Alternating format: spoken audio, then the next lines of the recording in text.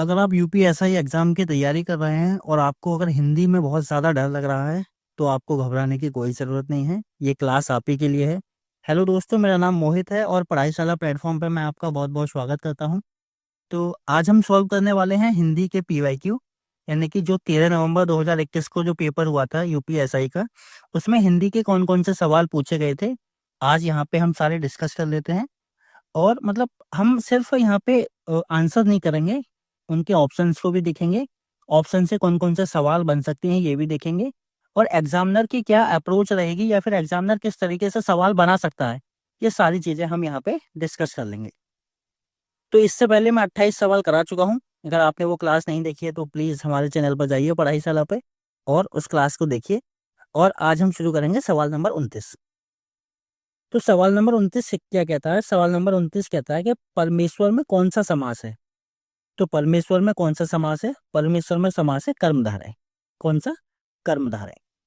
अब कर्मधारय समास होता क्या है? देखो, कर्मधारय समास वो होता है जिसका पहला पद तो विशेषण होता है और दूसरा पद क्या होता है? दूसरा पद होता है इसका विशेष्य। क्या होता है? विशेष्य। अब आप कहोगे कि भैया ये विशेषण विशेष्य क्या होते हैं? तो अगर आपको ये भी याद ना रहे कि विशेषण विशेष्य होता क्या है, तो आप एक ट्रिक याद रख लीजिए। मैं आपके लिए एक ट्रिक लेके आया हूँ कि अगर इस पद का विग्रह करने पर है जो, के समान या रूपी का भाव आता है, तो उसमें आपका हमेशा क्या होगा? कर्मधारय समास होगा। क्या होगा? कर्मधारय समास। अब जैसे इसमें है दे रखा है परमेश्वर, तो इसका अगर विग्रह करेंगे तो इसका विग्रह आएगा परम है जो ईश्वर। परम है जो ईश्वर। ठीक है, तो इसमें है जो आ गया, तो इसमें कौन सा समास हो जाएगा? इसमें हो जाएगा कर्मधारय समास। चलते हैं अगले सवाल की तरफ। निम्नलिखित में से कौन सा शब्द जो है अर्थ से जुड़ा हुआ नहीं है, यानी कि उसका जो मतलब है वो अर्थ नहीं है। ठीक है, तो अर्थ के अनेक अर्थ क्या क्या होते हैं? तो देखो, अर्थ का मतलब हेतु भी होता है, हेतु का मतलब होता है कारण या उद्देश्य। अर्थ का मतलब धन भी होता है और अर्थ का मतलब प्रयोजन भी होता है। अर्थ का मतलब चेष्टा नहीं होता। ठीक है, अर्थ का मतलब चेष्टा नहीं होता। चलते हैं अगले सवाल की तरफ। अगला सवाल कहता है विकास के दृष्टि से अपभ्रंश की पूर्वकालीन अवस्था का क्या नाम था। तो देखो, जब हम हिंदी भाषा का विकास पढ़ते हैं तो हम ये पढ़ते हैं कि सबसे पहले संस्कृत हुई, उसके बाद पाली, फिर प्राकृत, फिर अपभ्रंश और अवहट्ठ। ठीक है, ये सारी मतलब हिंदी का विकास जो है इन भाषाओं या फिर इन भाषाओं के माध्यम से हुआ है। तो अगर आपको ये याद ना रहे तो मैंने उसके लिए एक ट्रिक बनाई है। क्या है? स्पा। क्या है? स्पा। SPPA। ठीक है, एस से आपका संस्कृत हो गया, पी से आपका पाली हो गया, और एक पी से आपका प्राकृत हो गया, और ए से आपका अपभ्रंश हो गया, और ए से अवहट्ठ। ठीक है, संस्कृत, पाली, प्राकृत, अपभ्रंश और अवहट्ठ। तो इसमें पूछा है कि अपभ्रंश से पूर्वकालीन अवस्था का क्या नाम था? तो क्या थी? प्राकृत। क्या थी? प्राकृत। सवाल नंबर 32। सवाल नंबर 32 कहता है कि इनमें से कौन सा शब्द जो है वो स्त्रीलिंग है। तो जैसे आप देख पा रहे हैं कि अजवाइन जो है वही स्त्रीलिंग है, बाकी सारे क्या है? पुल्लिंग है। ठीक है, तो आप मतलब ऐसा नहीं है कि हर कुछ सवाल आपको आएगा आप तभी कर पाओगे। कई बार जो एलिमिनेशन टेक्निक होती है आप उसका भी यूज करके ऑप्शन को एलिमिनेट कर दीजिए और सही जो उत्तर होगा वो अपने आप ऊपर आ जाएगा। ठीक है, सवाल नंबर 33। सवाल नंबर 33 कहता है कि इनमें से कौन सा शब्द जो है वो अंबर का अर्थ नहीं है। तो देखो, अंबर का अर्थ क्या मतलब, अंबर का मतलब क्या होता है? अंबर हम कपड़े को भी कहते हैं, अंबर हम आकाश को भी कहते हैं, और अंबर हम कपास को भी कहते हैं। ठीक है, अध्याय का मतलब जो है अंबर नहीं होता। अध्याय का मतलब अंबर नहीं होता। चलते हैं अगले सवाल की तरफ। सवाल नंबर 34। सवाल नंबर 34 कहता है इनमें से कौन सा शब्द जो है सौभाग्य का विलोम है। देखो, सौभाग्य का मतलब क्या होता है? सौभाग्य। सौ मतलब आप ये मान लीजिए अच्छा। ठीक है, और भाग्य मतलब भाग्य। तो जब अच्छा भाग्य यहाँ पे है तो इसका क्या पूछा है? विलोम पूछा है, यानी कि इसका उल्टा।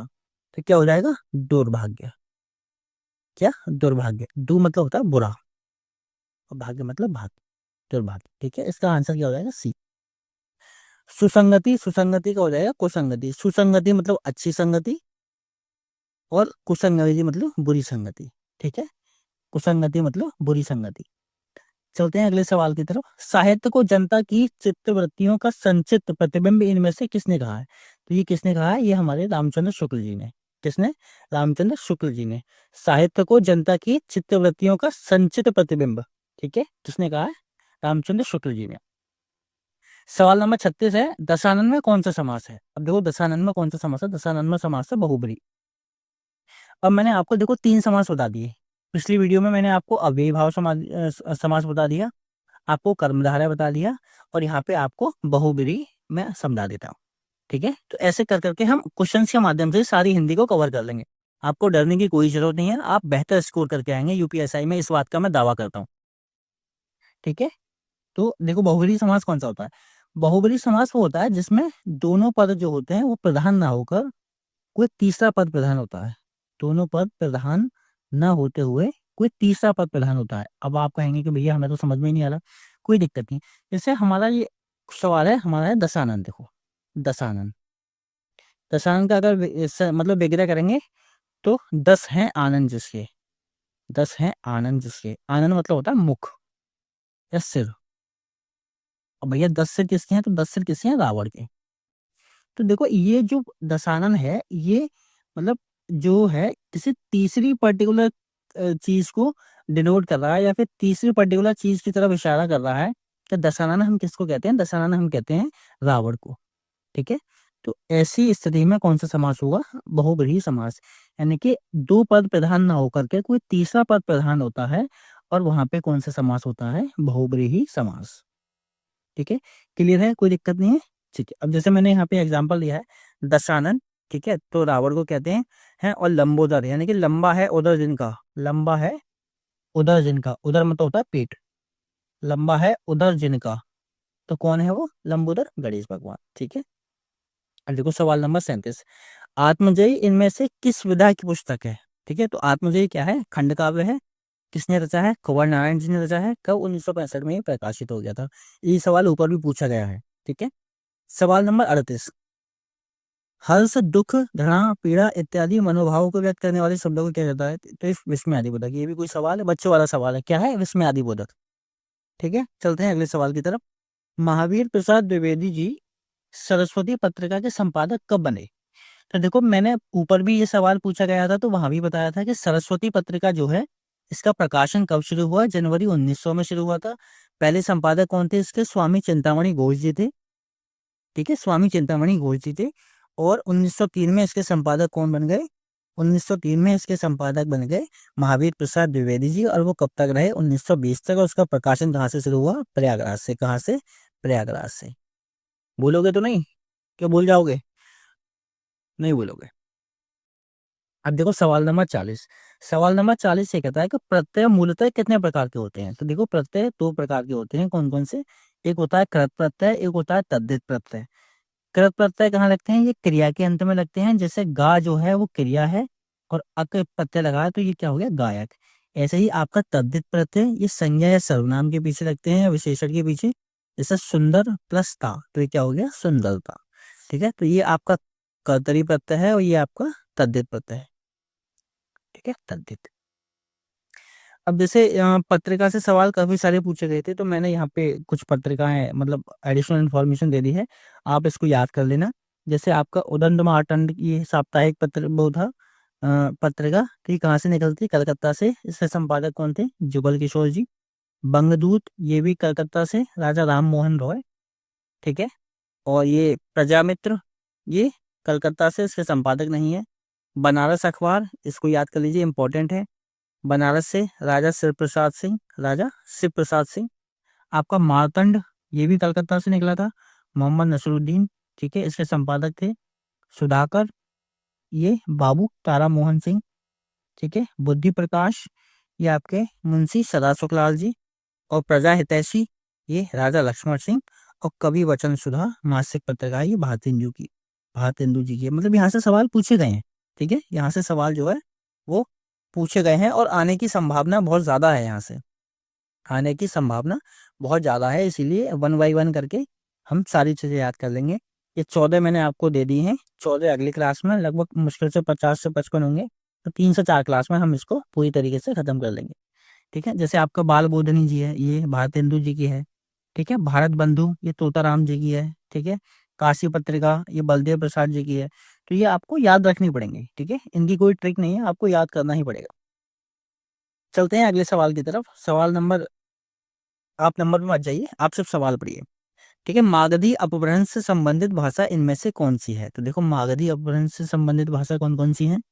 आपकी बिहारी, बंगला, असमिया और उड़िया। ठीक है, ये मागधी अपभ्रंश से निकली है। और बिहारी हिंदी की बात करूँ तो इसकी बोली कौन कौन सी है? भोजपुरी, मैथिली और मगही। ठीक है, भोजपुरी, मैथिली, मगही। अब देखो याद कैसे करोगे? तो मागधी, तो मागधी कैसे है? बुआ। ठीक है, मागधी में कौन कौन सी बोली है? बुआ। वो सॉरी, बोली कह रहा हूँ, कौन कौन सी भाषा है? बुआ। तो बुआ से बी से आपकी बिहारी और बांग्ला, ये दोनों हो गए। यू से आपकी उड़िया हो गई और ए से आपकी असमिया हो गई। ठीक है, तो मागधी अपभ्रंश से कौन कौन सी भाषा है? बुआ। ठीक है, बुआ। परंपरा से चली आ रही बात के लिए उपयुक्त में से कौन सा शब्द है? तो देखो, परंपरा से चली आ रही बात के लिए हम कहते हैं अनुश्रुति। ठीक है, अनुश्रुति। और लोकोक्ति, समाज में प्रचलित जो कहावत होती है उन्हें लोकोक्ति कहते हैं। और प्रतिश्रुति कहते हैं किसी कार्य को करने की प्रतिज्ञा लेना। ठीक है, जैसे आपने अपने घर वालों से कहा होगा कि मैं इस बार दरोगा बन के दिखाऊंगा, तो क्या लिया आपने? प्रतिज्ञा ले ली। ठीक है, तो वो क्या है? प्रतिश्रुति है। ठीक है, और आप बनेंगे, आप प्रहार सीरीज को करते जाइए, आप बिल्कुल दरोगा बनेंगे। ठीक है, हमारी हर टीम, मतलब हमारी हर फैकल्टी बेस्ट है। ठीक है, आपको बेस्ट सॉल्यूशन देगी और सवाल आने की संभावना कहाँ से ज्यादा बन सकती है ये भी आपको बताएगी। ठीक है, तो जो लोग सिलेक्टेड होते हैं उनका यही फायदा होता है कि आपको चीजें फिल्टर करके दे देते हैं। ठीक है, सवाल नंबर 3 क्या है? इनमें से शुद्ध शब्द जो है वो कौन सा है? तो देखो, अध्येता हमेशा ऐसे लिखा जाएगा। ठीक है, जैसे लिखा हुआ है, आ आधा धा, या और ता। ठीक है, आ आधा या, ये और ता। ठीक है, अध्येता हमेशा ऐसे लिखा जाए। ठीक है, सवाल नंबर 4, इनमें से कौन सा शब्द जो है वो तत्सम है? ठीक है, तो तत्सम कौन सा है? अंक। ठीक है, बाकी अंजलि, ये तद्भव लिखा हुआ है, इसका तत्सम ये है, अंजलि ऐसे लिखा जाता है। ये आंत तद्भव है, इसका तत्सम आत्र होता है। और ये आक तद्भव है, इसका क्या होता है? अर्क। ठीक है, इसका क्या होता है? अर्क। बाकी थोड़ा प्रमोशन कर देता हूँ मैं, ये हमारा टेलीग्राम है, बहुत सारी, ये हमारा इंस्टा हैंडल है, इसको आप फॉलो कर लीजिए। हम फनी वीडियोस के माध्यम से आपको काफ़ी सारी चीज़ें याद करा देंगे। और ये हमारा टेलीग्राम है, इसकी पीडीएफ हमारी टेलीग्राम पे ही मिलेगी।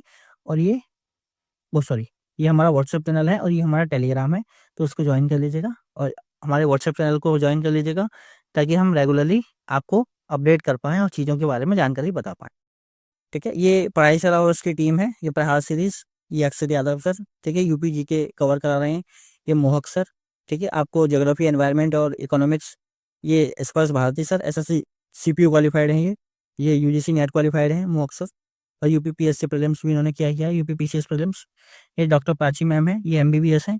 ये मैं हूँ एडवोकेट मोहित यादव, और यूपी पीसीएस मैंने भी क्वालिफाई किया है प्रीलिम्स।